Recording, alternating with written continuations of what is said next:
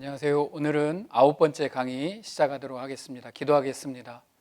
자기의 생명을 조금도 귀한 것으로 여기지 않고 복음을 전하기에 자기의 모든 것을 다 바친 사도 바울의 일생을 오늘 또 따라가기를 원합니다. 주여 함께 해주시고 강의의 처음과 끝을 주장하여 주시옵소서. 모든 말씀 예수님의 이름으로 기도하옵나이다. 아멘. 우리가 지난주에 고린도 전서 또 후서 전까지 이야기를 하다가 강의를 마치게 되었는데요. 고린도 전서를 쓰기 전에 사도 바울은 그 전에 편지를 하나 보내게 됩니다. 고린도 교회가 어려움을 당하고 있고 음행으로 인한 어려움이 있다라는 소식을 듣고 디모데를 통해서 편지를 하나 보내게 되는데 그것이 고린도 전서 앞서서 보낸 편지입니다. 그리고 그 즈음에 또 고린도에서 스데바나라고 하는 아가야의 첫 열매 스데바나 고린도 사람과 그 사람을 포함한 3명의 대표가 고린도 교회에서 찾아와서 고린도 교회의 어려움을 바울에게 호소합니다. 그래서 그 문제에 관한 글들을 하나하나 써서 보낸 것이 바로 고린도 전서입니다. 화합하고 분리하지 말고, 그래서 고린도 전서 13장에 사랑장이라고 불리는 믿음과 소망과 사랑을 담아서 고린도전서 편지를 쓰게 됩니다. 그런데 들려오는 소식은 또 좋은 소식이 아니었습니다. 이번에는 사도 바울이 그 편지로 인해서 해결된 것이 아니라 오히려 바울을 인신공격하고 더 큰 어려움이 생겼다라는 소식을 듣고 바울은 아마 기록에는 남아있지 않지만 2번째 고린도를 한번 다녀온 것처럼 보여집니다. 그리고 다녀왔는데 그 방문에 있어서도 바울에게는 좋지 않았던 것 같습니다. 그래서 바울은 돌아와서 속상하고 또 마음이 아파서 편지를 하나 쓰는데 그것을 우리는 눈물의 편지라고 하는 것을 들었습니다. 그리고 그 눈물의 편지를 디도를 통해서 보내놓고 이제 그 소식을 기다리고 있던 차였습니다. 그리고 예배소에는 폭동이 일어나게 되고 바울은 예배소를 떠나야 되는 그 상황에 그 상황이 있었던 것입니다. 그래서 사도 바울은 이제 예배소에 있었습니다. 디도를 통해서 편지를 보내놓고 그 소식을 기다리고 있었습니다. 그리고 바울은 예배소를 떠나서 이 디도가 이 돌아오는 이 길의 여정을 따라서 마중을 나가는 셈이죠. 그래서 다시 디도를 만나기 위해서 거꾸로의 여정을 찾아가게 됩니다. 그 바울은 계속 좀 스트레스가 있었던 것 같아요. 고린도 교회에 대한 해결되지 않았고 예배소의 폭동으로 인해서 또 자기들이 바울이 떠날 수밖에 없는 상황이 되었고 바울은 굉장히 마음이 복잡했습니다. 그래서 거꾸로 올라가서 이 여정을 따라서 올라가다가 드로아에 멈추게 되지요. 드로아에서 바울은 어떤 일이 있었냐면 이게 아마도 이 전도 여행에 있어서 지역이 주는 의미가 있습니다. 항상 막 다녔던 것처럼 보이지만 드로아가 어느 거점이 되었을 것이고 빌립보가 어느 거점이 되었을 것이고 그들 나름대로의 어떤 거점이 있는 곳에서 그 거점에서 아마 드로아에서 만나자라고 약속을 했는지도 모릅니다. 자, 그런데 내가 그리스도의 복음을 위하여 드로아에 이름에 주 안에서 문이 내게 열렸을 때 내가 내 형제 디도를 만나지 못함으로 내 심령이 편치 못하여 그들을 작별하고 마게도냐로 가니라. 바울이 이 드로아에서 복음의 문이 열렸음에도 불구하고 전도할 기회가 열렸음에도 불구하고 마음이 너무 불편해서 그냥 마게도냐로 넘어갔다라고 말을 하죠. 마게도냐는 바로 이 지역 빌립보로 넘어갔다는 이야기가 됩니다. 자, 이 빌립보에 넘어가서 바울은 여기에서 디도를 드디어 만나게 됩니다. 그리고 디도를 통해서 고린도 교회 소식도 듣게 되고 그곳에서 좀 마음이 편해지는 그 상황에 놓여 있게 되는 것입니다. 자, 아마 여기에서부터 좀 이야기를 시작을 해야 될 것 같은데요. 물론 마게도니아도 상황은 그렇게 좋지 않았습니다. 빌립보 교회도 지금 바울이 어느 곳에 평안이 있다라는 것은 그 안에서일 뿐이지 주변의 모든 상황이 편했던 것은 아닙니다. 마게도냐 빌립보 교회도 육체가 편치 못하고 사방으로 환난을 당하고 밖으로는 다툼이요 안으로는 두려움이었던 것이 모든 가는 곳마다 바울이 겪고 있는 현실이었습니다. 그렇지만 빌립보 마게도냐에 도착해서 바울은 어느 곳에 머물렀을까요? 빌립보 교회겠죠. 빌립보 교회는 누구의 집에서 시작했습니까? 그렇죠. 루디아의 집에서. 그리고 지금 빌립보 교회에 남아있는 사람이 누가 있을까요? 그렇죠. 우리가 기억을 하면 바로 누가가 이 빌립보에 남아 있습니다. 그리고 이 빌립보 교회에는 누가도 있고 루디아도 있고, 그래서 이 빌립보 교회에 바울이 도착을 하게 되고, 또 고린도에서 올라왔던 디도를 이곳에서 만나서 합류하게 됩니다. 그리고 바울은 이곳에서 마음 편한 소리를 듣습니다.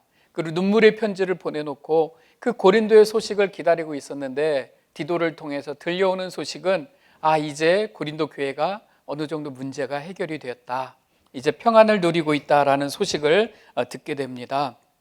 그리고 고린도 교회가 오히려 디도를 위로하고 바울에게 잘못한 것을 회개하고, 또 바울의 사도성을 부인했던 것, 또 모욕했던 것을 다 용서를 구했다, 그리고 그렇게 말했던 사람들을 징계하였다라는 소식을 전해 듣게 됩니다. 바울이 지금 어떤 심령이었을까요? 지금 스트레스로 지금 계속 몰려오는 이 상황에 들어와도 패스하고, 이곳에 와서 바울은 여기서 비로소 한숨을 쉬게 됩니다. 10년 묵은 체중이 쫙 내려가게 됩니다.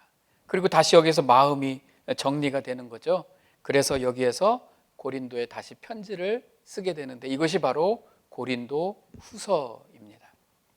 자, 고린도 후서로 들어갑니다. 고린도 후서를 이제 바울이 쓰겠죠. 우리가 지도를 봤으면 이제 바울은 이 여정으로 달아가서 이제 고린도로 가는 거거든요. 고린도에 가기 전에 여기에서 고린도 후서라는 그 편지를 하나 더 쓰게 되는 것입니다. 내가 이제 세 번째 방문을 하기 위해서 준비하고 있다라는 내용으로 미리 쓴 편지입니다. 그래서 고린도 후서는 내용이 좀 편합니다. 왜?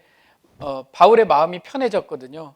그래서 그냥 처음에는 굉장히 편한 마음으로 하나님께 감사하고 하나님을 찬양하고, 또 그 고린도 교회에 있는 성도들에게도 굉장히 편한 마음으로 편지를 쓰게 됩니다. 그러나 마지막 4장은 굉장히 엄격하게 쓰여져 있습니다. 그리고 앞으로 이런 문제가 일어나면 안 되고, 또 이런 문제가 또 일어날 때는 그때는 엄격하게 다루겠다라고 하는 편지를 고린도 후서에 보여지게 됩니다. 그리고 바울은 여기서 강조하는 것이, 우리는 신앙생활하는 것은 우리를 드러내는 것이 아니다. 오직 그리스도 예수의 주되신 것과 예수를 위하여 우리가 너희의 종된 것을 전파하는 것이다.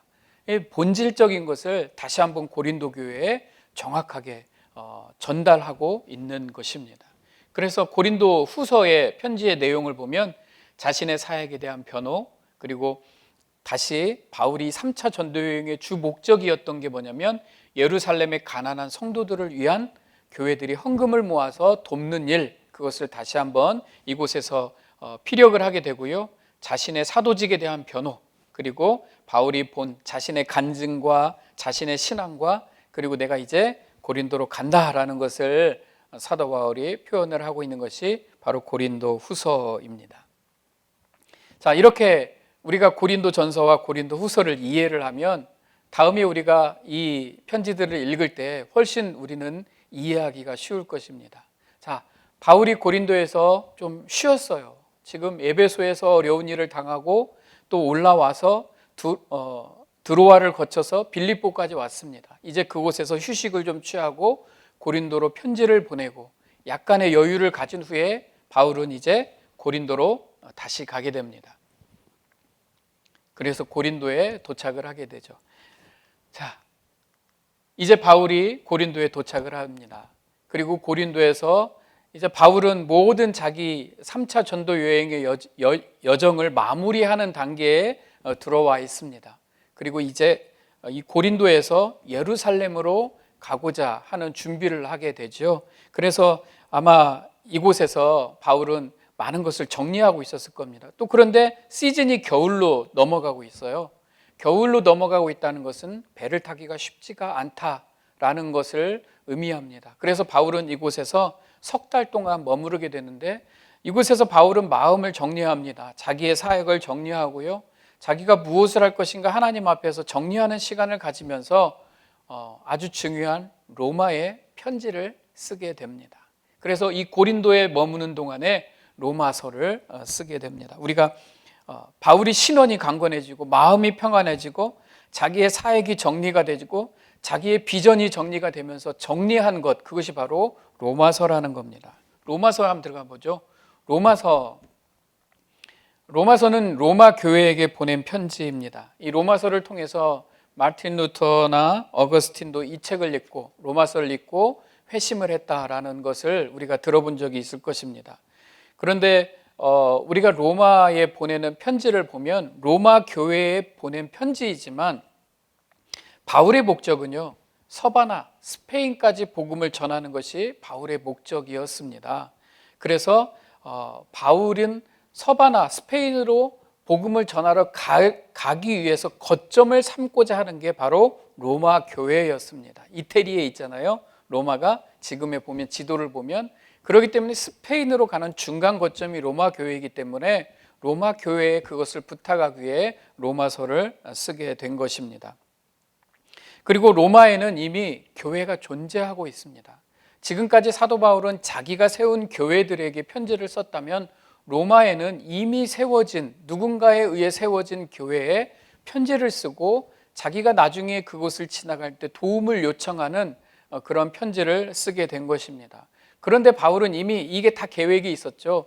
에베소에 있을 때에 선발대를 보냅니다. 브리스길라와 아굴라도 보내고 또 다른 제자들도 이미 로마로 다 보내고 있었습니다. 그리고 지금 이곳에서 로마 교회에 편지를 쓰고 있는 것입니다.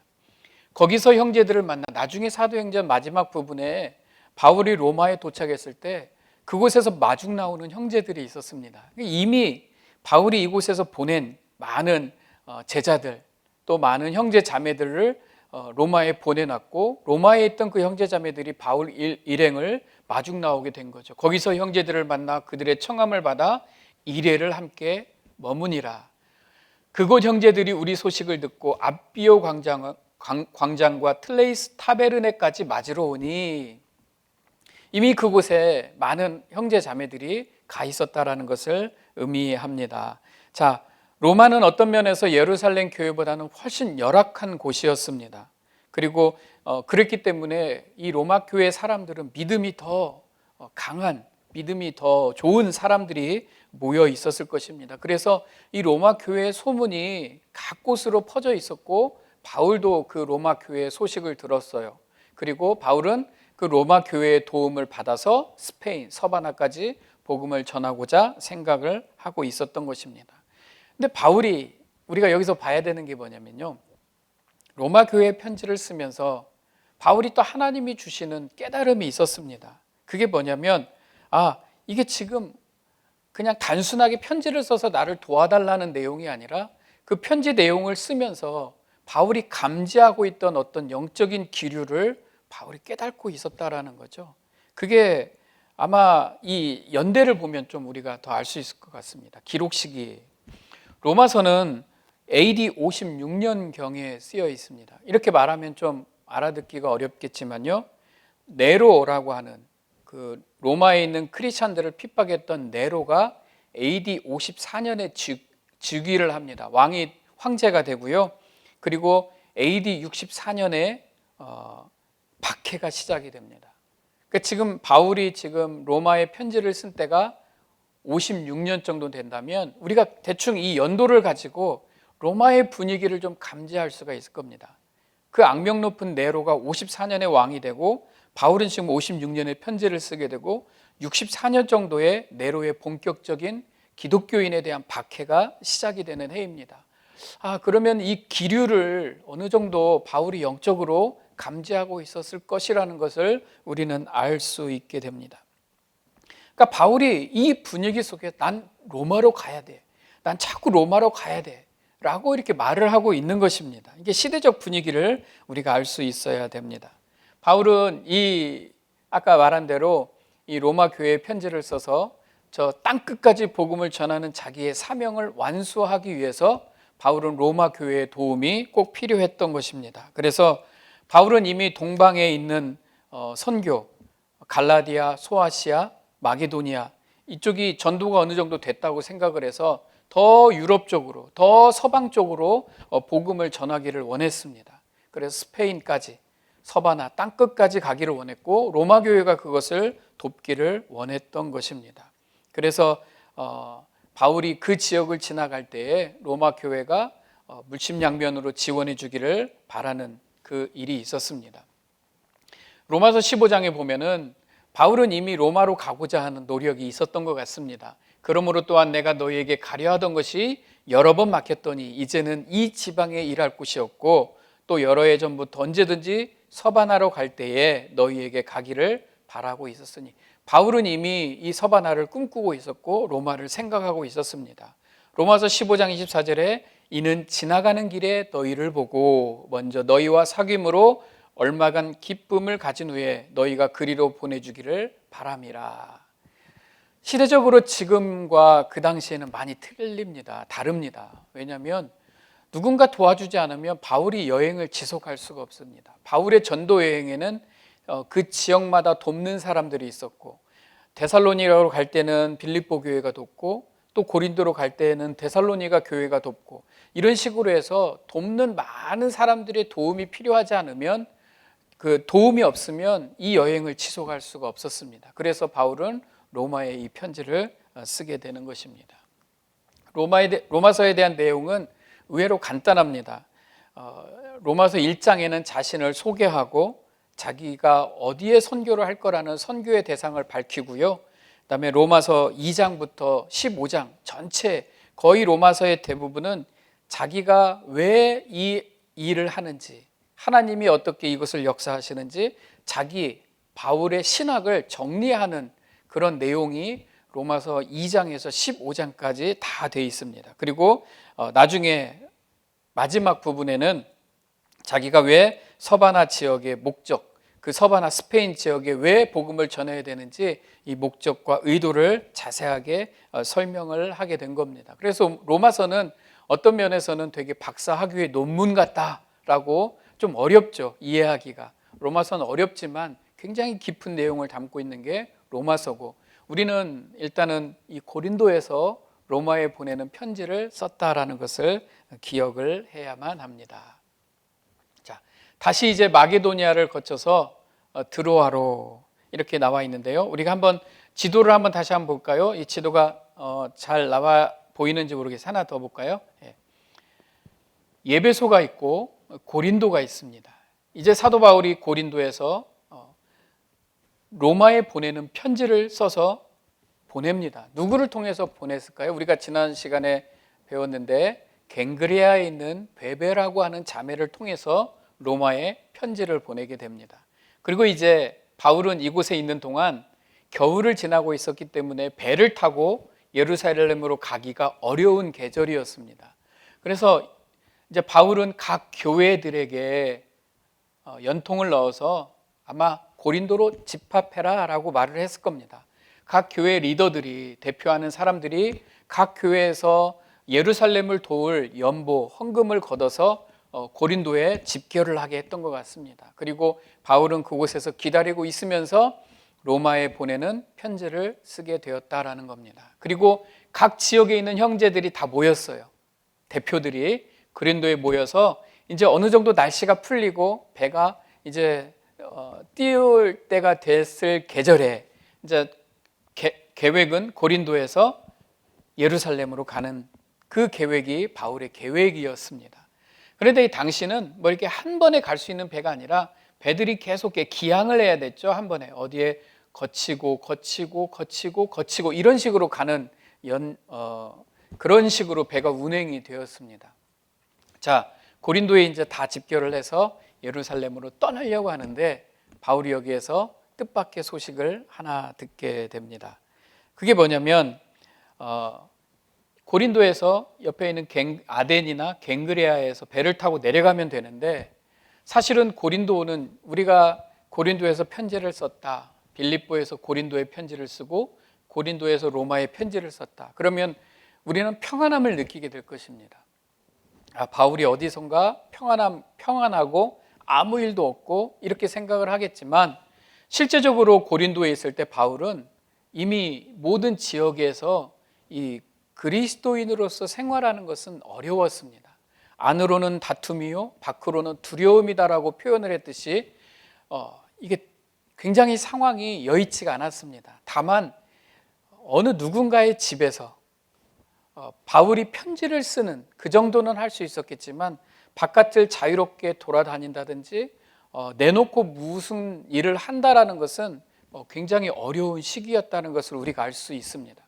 그래서 고린도에서 모든 형제들이 모여서 배를 타고 예루살렘으로 가고자 할 때 하나의 소식을 듣게 됩니다. 왜냐하면 고린도에서 폭동을 일으키고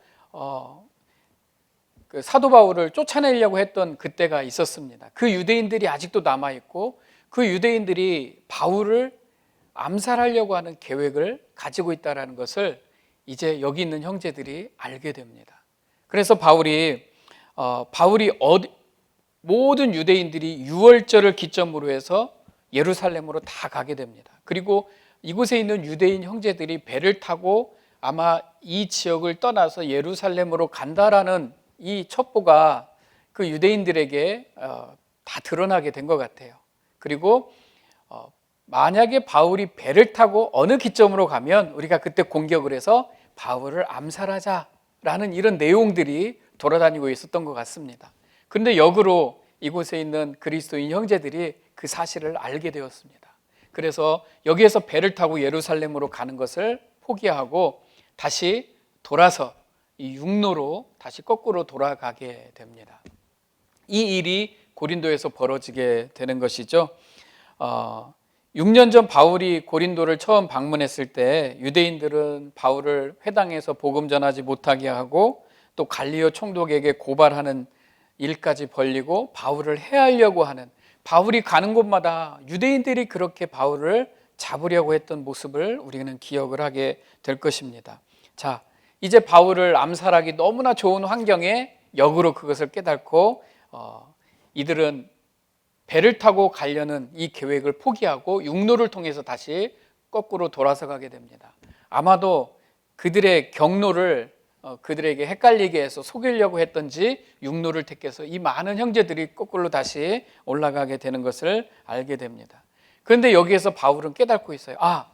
내가 지금 내 계획이 있지만 내가 뭔가 다른 힘에 이끌려서 가고 있구나를 바울은 고린도에서부터 깨닫고 있었던 것 같습니다. 자, 여기에서 아시아까지 함께 가는 자는 거꾸로 이 육로를 통해서 올라가는 많은 사람들이 있었습니다. 아까 말한 것처럼 이미 많은 사람들이 고린도에 모여 있었어요. 베레아 사람 브로의 아들 소바더, 데살로니가 사람 아리스다고와 세군도, 더베 사람 가이오와 디모데, 아시아 사람 두기고와 드로비모라. 각 지역의 사람들이 이미 고린도에 많이 모여 있는데 이들이 함께 이제 육로를 통해서 거꾸로 다시 올라가는 여정을 택하게 됩니다. 그래서 이 길을 가게 되는데요. 자, 다시 한번 볼게요. 이게 지금 우리가 지도로 보니까 말이 쉽지, 바울은 굉장히 이제 나이가 먹은 나이고요. 다시 여기서 내려와서 석 달 만에 다시 올라가는 이 길이 결코 쉽지가 않았을 것입니다. 그러나 사도행전에는 그냥 몇 구절로 되어 있기 때문에 우리는 이 여정을 다시 생각해야 되는 거죠. 배를 타지 않고 배를 피하고 육로를 거쳐서 올라가는 이 길, 이들의 여정은 굉장히 힘들었을 겁니다. 육체적으로 힘들고 굉장히 어려운 상황에 있었고, 또 예루살렘에 최소한 오순절이라고 하는 그 기간 전에 도착해야 되는 이들 나름대로의 시간 계산이 있었기 때문에 지체할 수가 없었습니다. 자, 그래서 이들은 육로를 거쳐서 올라가게 됩니다. 힘들었겠죠. 베레아를 거쳐서 데살로니가. 그러나 내놓고 다니는 길이 아니라 몰래 숨어서 정말 긴박한 상황, 안으로는 다툼이요 밖으로는 두려움인 그 상황을 거쳐서 빌립보에 도착을 하게 됩니다.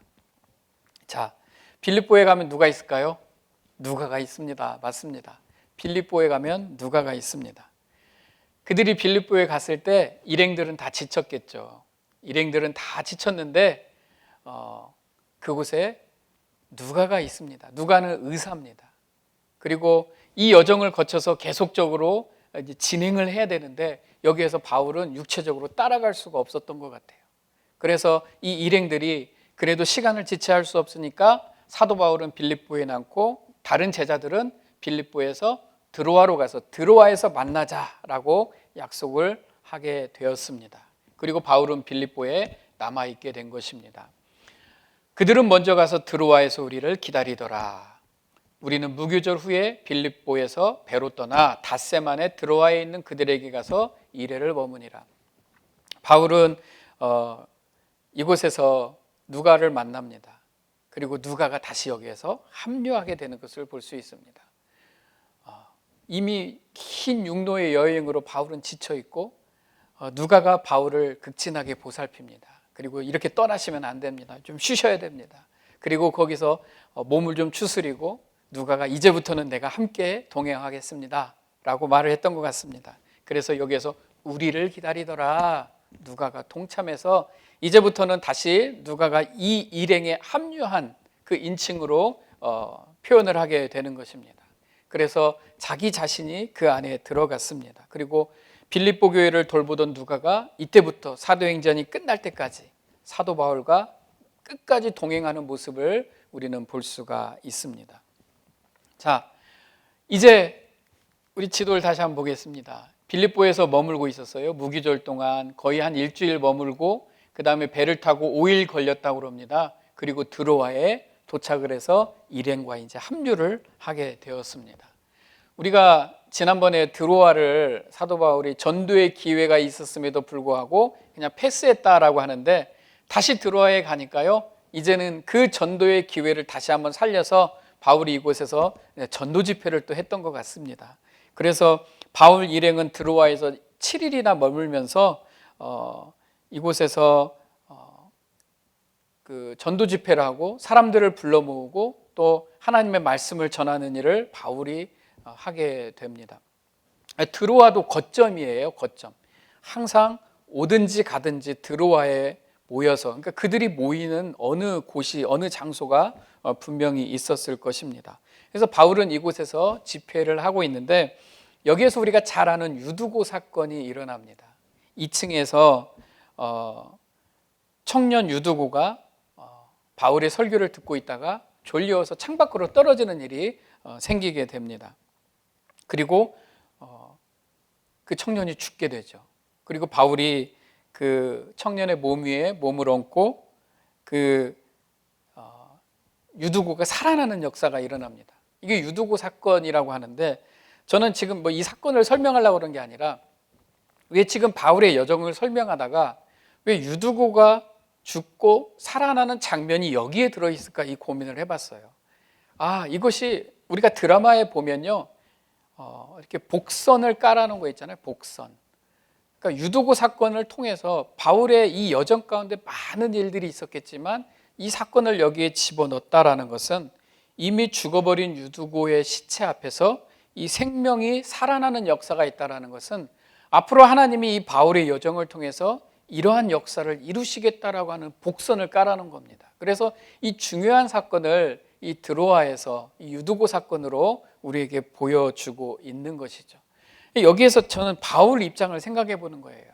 그냥 바울은 막 유능한 사람이니까, 그냥 사도 바울이니까 모든 걸 할 수 있다가 아니라 바울도 평범한 사람이죠. 고민하고 막 눈물의 편지를 쓰고 스트레스 받고 그냥 전도할 기회도 포기하고 지나가는 똑같은 우리와 같은 성정의 사람인데 바울이 이 힘들고 피곤한 여정을 통해서 하나님이 죽은 생명을 살리시는 것을 통해서 바울이 깨달은 게 있다라는 거죠.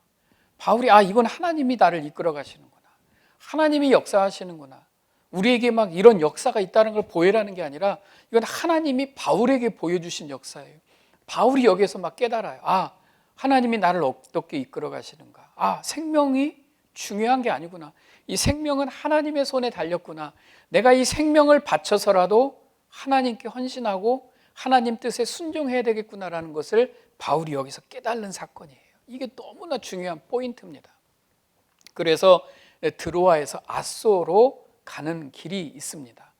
배를 타고 또 가야 되는데 바울이 여기서 그 일행들에게 말합니다. 자기 제자와 같은 형제 자매들에게 이 길을, 이 지금 병약한 몸으로, 약한 몸으로 나는 드로아에서 아소까지 걸어갈 테니까 너희들은 다 배를 타고 가라. 나 혼자 걸어가는 시간을 갖겠다. 우리는 앞서 배를 타고 아소에서 바울을 태우려고 그리로 가니 이는 바울이 걸어서 가고자 하여 그렇게 정하여 준 것이라. 바울이 굳이 여기서 걷겠다라고 말하는데요, 여기가 드로아라면 여기가 아소입니다. 그러니까 당시에는 배가 한 번에 가는 게 아니라 계속 기항을 하죠. 이렇게 들러서 배가 이렇게 들르고 또 들르고 들르고 이런 식으로 배가 운행이 되는데, 이 길을 굳이 사도 바울이 걸어서 가겠다라고 말을 하는 것입니다. 이 드로아에서 아소까지는 약 60km가 떨어져 있습니다. 걸으면 이틀은 걸리겠죠. 그러니까 이틀 걸리는 길을 바울이 나 혼자 걷겠다라고 말하는 장면입니다.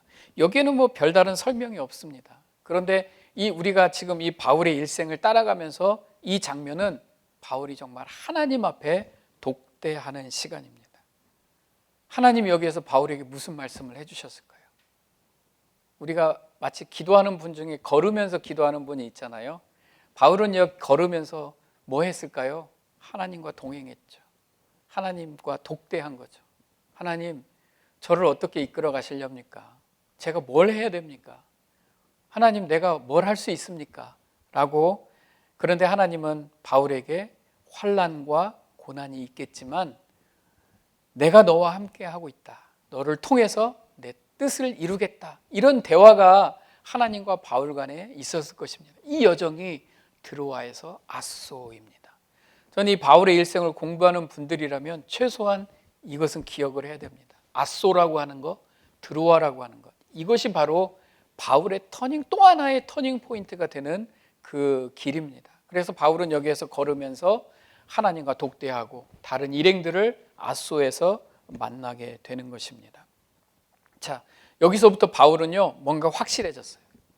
메시지가 확 달라집니다. 물론 좋은 메시지였지만 메시지가 더 달라지는 거, 이게 느껴집니다. 그게 뭐냐면 이제부터 바울은 어떤 표현을 하냐면 내 생명을 아끼지 아니하고 내 생명을 버려서라도 암시죠. 내가 죽어서라도 하나님의 복음을 전하겠다라는 표현을 이때부터 막 쓰기 시작을 합니다. 이게 분명히 저는 여기에서 하나님 앞에 그 성령의 음성을 듣고 하나님의 인도하심을 받았다고 저는 생각을 합니다. 자, 여기에서 드로아에서 아소에서 이제 밀레도로 가게 됩니다. 제가 지도를 좀 먼저 보여드리면 좋은데 지도가 뒤편에 있는 것 같아요. 드로아에서 아소입니다. 빌립보에서 드로아, 아소에서 밀레도까지 배를 타고 갔다라고 나옵니다. 다시 돌아가겠습니다. 자, 밀레도. 바울은요, 아마 아까 지도상으로 봤으면 에베소를 가고 싶었을 겁니다. 에베소에 3년 동안 있었잖아요. 그런데 지금 에베소는 상황이 좋지가 않습니다. 엄청난 소요가 일어나고 그 소요 때문에 사도 바울은 떠나야만 했고, 지금 다시 에베소로 들어가는 것은 그렇게 좋은 타이밍은 아니었던 것 같습니다. 그래서 에베소보다 조금 밑에 있는 밀레도라고 하는 곳에 바울은 그곳에 도착을 하게 됩니다. 그리고 바울이 아시아에서 지체하지 않기 위하여 에베소를 지나 배 타고 가기로 작정하였으니 이는 될 수 있는 대로 오순절 안에 예루살렘에 이르려고 급히 가미러라. 그래서 밀레도에 도착을 하게 됩니다. 그리고 밀레도에서 에베소에 있는 모든 리더들을 다 소집을 합니다. 사람을 보내서 그곳에 모이게 하고 밀레도에서 사람을 만납니다. 밀레도, 아마 성지순례를 가셨을 때 도착을 밀레도에도 방문하셨다면 이런 모습을 보셨을 것입니다. 자, 바울은 지금 시간이 별로 없어요. 빌립보에서 무교절을 지냈고 6월절 7일, 6월절에서 7일간 무교절 7일을 빌립보에서 보냈고, 또 드로아를 넘어올 때 5일 걸렸고, 드로아에서 7일 걸렸고, 그 다음에 드로아에서 아소까지 걸어오는데 이틀이 걸렸고, 그 다음에 아소에서 밀레도까지 오는데 4일 걸렸고, 시간이 막 흘러가고 있어요. 오순절 전에 예루살렘에 도착해야 되기 때문에 밀레도에 빨리 에베소에 있는 리더들을 다 불러 모아서 거기에서 바울이 이제 그 각 대표들, 리더들에게 말씀을 전하는 장면이 있습니다. 바울은 이미 여기에서 뭔가 직감을 하고 있었어요. 바울은 이미 결박과 환난이 예루살렘에서 나를 기다리고 있다. 그리고 3차 전도 여행이 이게 자기가 할 수 있는 전도 여행의 마지막이 될 거다라는 것을 직감하고 있었습니다. 그래서 바울은 이런 모든 일들을 갑작스럽게 급하게 하고 있고, 또 각 리더들에게 불러 모아서 꼭 마지막 메시지 같은 느낌이 드는 메시지를 전하게 되는데, 여기에서 이렇게 말합니다. 사도행전 20장 20절. 이제 나는 성령에 매여 예루살렘으로 가는데, 바울이 이렇게 표현을 하네요. 내 뜻으로 인해서 가는 게 아니라 성령에 의해서 예루살렘으로 가는데, 거기서 무슨 일을 당할는지 알지 못하여 오직 성령이 각 성에서 내게 증언해서 결박과 환난이 나를 기다린다. 이제 뭔가 마지막이 오겠구나. 내가 내 생명을 버릴 일이 오겠구나라는 것을 바울이 감지하고 있는 겁니다. 그래서 그 사람들을, 예배소에 있는 사람들을 다 리더들을 불러 모아서 거기서 설교를 하는데 이 중요한 메시지를 하죠. 내가 달려갈 그 길과 주 예수께 받은 그 사명, 곧 하나님의 은혜의 복음을 증언하는 일을 마치려 하면은 나의 생명조차 조금도 귀한 것으로 여기지 아니하노라. 여러분 잘 한번 보시면 원어를 읽어보니까요, 원어에는 조금 다르게 쓰여 있어요. 제가 원어대로 했습니다. 왜냐하면 각 단어에 정관사가 붙었어요. 영어로 하면 더가 붙었어요. 그래서 그 정관사를 붙여서 다시 한번 해석을 해보니까 내가 달려갈 그 길과 그 주 예수께 받은 그 사명, 곧 그 하나님의 그 은혜의 그 복음을 증언하는 일을 마치려 하면은 나의 그 생명조차 조금도 귀한 것으로 여기지 아니하노라. 바울의 각오가 들어 있습니다. 그리고 하나님이 주신 명령 앞에 순종하는 순종이 들어 있습니다. 바로 그 길, 그 주 예수께 받은 그 생명을 조금도 귀한 것으로 여기지 않는다라고 말하는 바울의 이 설교가 바로 여기에 있습니다. 그래서 보통 우리가 사도행전 20장 24절 정도는 외우고 있어야 되는 거죠. 사람들은 이 설교를 들으면서 뭔가 설교가 달라요. 이거 우리 사도 바울 선생님이 뭔가 죽을 각오를 하고 있구나라는 걸 다 느끼게 됩니다. 그래서 그랬는지요, 다 크게 울며 바울의 목을 안고 입을 맞추고 다시 그 얼굴을 보지 못하리라 한 말로 말미암아 근심하고 그를 전송했다. 저는 사도행전 20장 이 부분에 오면 이 바울의 감정이 그대로 느껴집니다. 저도 이렇게 강의하다 보면 저도 이걸 막 따라가잖아요. 그러면서 바울이 타이밍이 있구나, 이 터닝 포인트가 있구나. 내 생명을 이제는 조금도 귀한 것으로 여기지 않고 복음을 전하는 길에 내 모든 것을 바치겠다. 바울은 지금 여기까지 와 있는 것입니다. 자, 바울은 이렇게 이곳에서 작별 인사를 하고요, 이제 배를 타고 떠나게 됩니다. 밀레도에서 베니게의 두로, 고스, 밀레도에서 배를 타고 고스, 로도, 바다라 이렇게 기항을 하게 되죠. 지나가게 되고 또 이렇게 기항을 하고 스쳐 지나가면서 이런 지역들을 다 지나서 지나가게 됩니다. 물론 우리가 이렇게 고스라고 하는 것, 로도라고 하는 곳 이런 거에도 다 의미가 있습니다. 각 지역마다. 그런데 고스, 로도 좀 생략을 할게요. 바다라라고 하는 이 도시들을 지나서 이제 바울이 바다라를 지나서 두로까지 도착을 하게 됩니다. 베니게. 저 보이시죠? 두로. 거의 예루살렘 가까이 왔네요. 이게 이제 베니게의 두로라고 하는 곳입니다.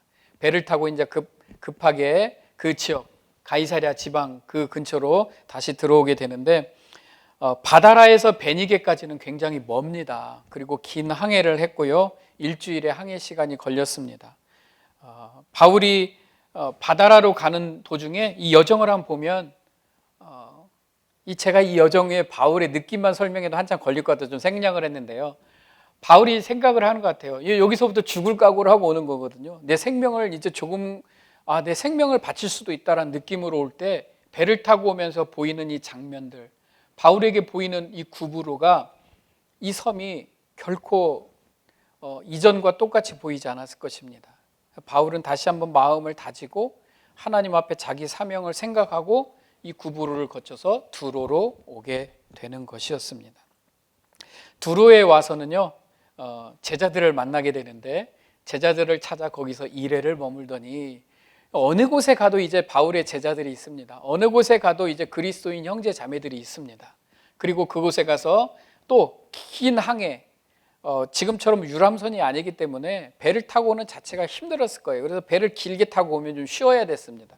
그러니까 제자들을 찾아서 두로에서 7일 동안 머물고 그 제자들과 교제하고 휴식의 시간을 취하게 됐을 겁니다. 일행들이 많았기 때문에.